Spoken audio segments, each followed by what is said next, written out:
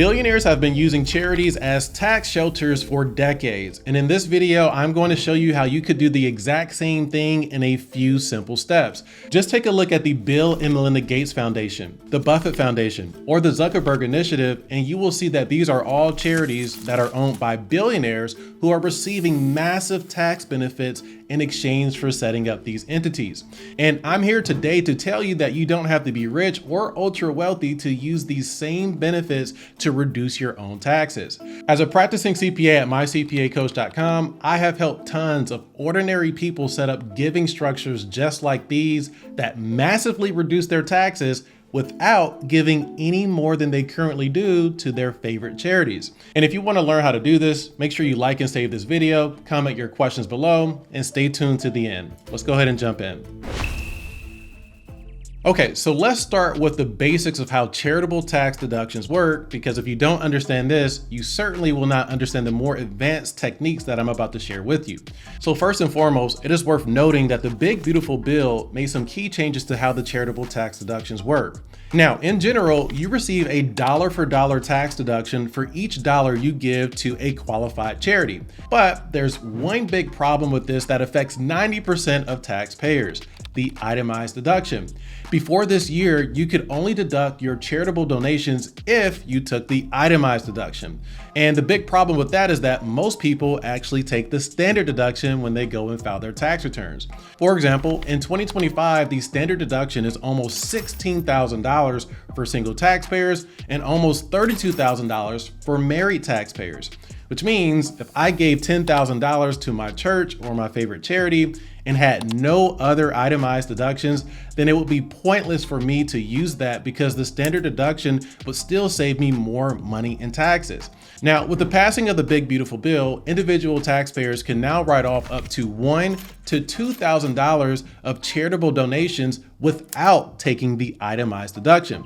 That is a new change. But still, in order to write off more than that, you would either have to take the itemized deduction as an individual or make the donation from a C corporation, which is not subject to these rules. So essentially, as the standard deduction continues to increase, fewer and fewer taxpayers have been able to write off their charitable donations. But what if there was a way to create charitable tax deductions large enough to bypass those limitations without giving more money to your favorite charities?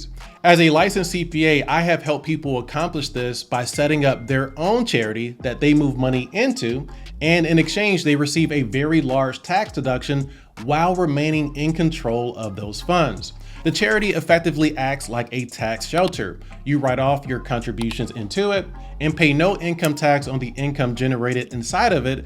And in some cases, what you'll see, you can even draw a salary from the entity to pay yourself. For instance, let's say you give $10,000 to charities each year, and those donations do not qualify as an itemized deduction because you take the standard. And let's also assume that you have disposable income available. Maybe you had a really good year and you have excess income that you don't want to pay tax on. So you decide to set up your own giving entity and you move, let's say, $50,000 into it. Now allowing you, by the way, to take the itemized deduction and write off that donation on your return. And even better, once you have that entity set up, you can give the same $10,000 to other charities from it like you already do. We're just setting up a structure that allows you to create a larger tax deduction right now by moving some of your income into a structure that allows it to qualify as a charitable donation while it's still being in your control. If that doesn't make any sense to you, don't worry. Let's go ahead and look at some specific ways that you could go about accomplishing this. Like number one, setting up your own nonprofit. Now, usually when we talk about setting up a nonprofit, we are usually talking about setting up a public foundation registered as a 501(c)(3). You can donate up to 60% of your adjusted gross income into a registered nonprofit that you own and deduct that amount on your individual taxes. However, when you create a public foundation like this, that foundation does have to conduct charitable programs or charitable activities. For example, if you create a nonprofit that organizes for the sole purpose of feeding the homeless, it must actually conduct activities that literally feed the homeless. Otherwise, you could risk losing your 501(c) status and your tax benefits altogether. Nonprofits are supposed to operate like a business, and as such, it will require additional administration like bookkeeping, separate tax returns, payroll even, and other administrative items. So while setting up your own nonprofit may sound attractive, it does need to operate like a true business, and if you're not willing to take on that responsibility, then I would say do not set one up. What I find to be more common and easier, even amongst wealthy individuals, is number 2, setting up your own private foundation, also known as family foundations. Now, private foundations are strictly grant giving in nature, or in other words, they exist to receive donations from donors and then give donations to other nonprofits or individuals through grants.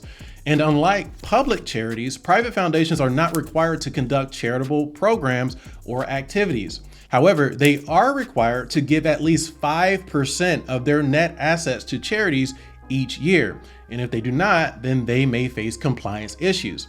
Now, the tax benefits are very similar to nonprofits, except the fact that taxpayers are only allowed to donate up to 30% of their adjusted gross income towards private foundations. And that is half of what you can donate to public charities, just for some context there.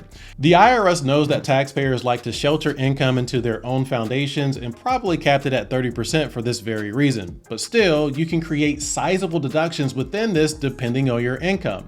For example, someone earning $200,000 in adjusted gross income would be able to put up to $60,000 of that income into their own private foundation. That could save someone in a 32% tax bracket nearly $20,000 in taxes alone. And that's just the first benefit here. With private foundations, you are also able to take tax deductions inside those foundations to reduce your net assets down. For example, you can draw a W-2 salary as the manager of that foundation. You can add your family members to the foundation as board members or employees even. You can even deduct things like your travel and meal expenses for board meetings and other expenses you incur to operate the foundation. These deductions reduce the net assets in your foundation and consequently reduces the amount of income you have to give to other charities to remain compliant. For example, if you have $100,000 in a private foundation, you would have to give $5,000 of those net assets to a qualified charity that year to remain compliant. But if you were able to deduct half of that and were left with $50,000 in net assets, then you would only have to give $2,500 to charities that year. Now, outside of that, you can also invest assets inside of your foundation, and that corresponding income that it earns from those investments would also be exempt from corporate income tax in most cases, though small excise taxes may apply. But for most people, private foundations provide the most amount of control and flexibility over their assets, with less administration than a nonprofit. However, to be fair, these foundations must still file a separate tax return, and it does require some annual administration, which does come at a cost. To that point, the third option here has the least amount of administrative burden and additional costs, which is the donor advised fund. And you could set up something like this for free without setting up a brand new entity, filing more tax returns, or getting lawyers involved. So let's break this down. So a donor advised fund is technically a charity, but that charity is not actually owned by you, but it follows your advice as it relates to where funds go and what charities you want to give money to. For example, Fidelity offers this and they describe it as a giving account. When you give money to this fund, you generate a charitable tax deduction immediately. Then while your money sits in that giving account, you can also invest those funds, and that investment income would also be tax-free. And finally, you can advise the fund on who you would like to grant money out to as far as charities are concerned. So in essence, this account still allows you to put money aside for future charitable giving while still following your advice, but you are still technically giving up control over those assets. You don't have the same flexibility to draw salaries from it or take deductions like we saw with private foundations or nonprofits. But you do have the same ability to shelter your income away from taxes while granting donations from the fund to charities of your choice, and usually at the timing of your choice.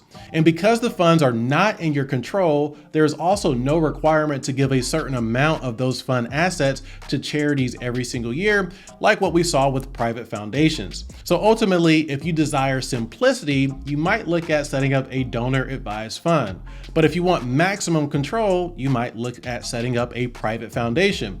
Or if you plan to actually conduct real charitable activities and you want to create the largest tax deduction possible, then setting up a public foundation might be the best fit. For advice tailored to your unique situation, it is recommended to get a CPA involved to help you with this. And if you don't have one and you want a plan that is guaranteed to reduce your taxes, just apply to work with my team today at mycpacoach.com.